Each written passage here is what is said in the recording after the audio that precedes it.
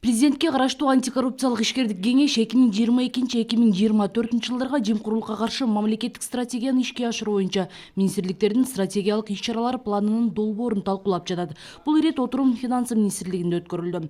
Ушул айдын аягына чейин бардык мамлекеттик органдарда талкуу жүрүп, аны аткаруу боюнча пландары бекитилет. Эң башкы максат мекемелердеги системалык жемкорлукту жоюу. Ошол жакта 9 негизги багыт бар да. Ошо коррупцияны кандай биз ар бир мамлекеттик орган ошол проблеманы, коррупциялашкан проблеманы чечиш керек. Ал 9 багыт кандай? Анан кантип ошону чечет?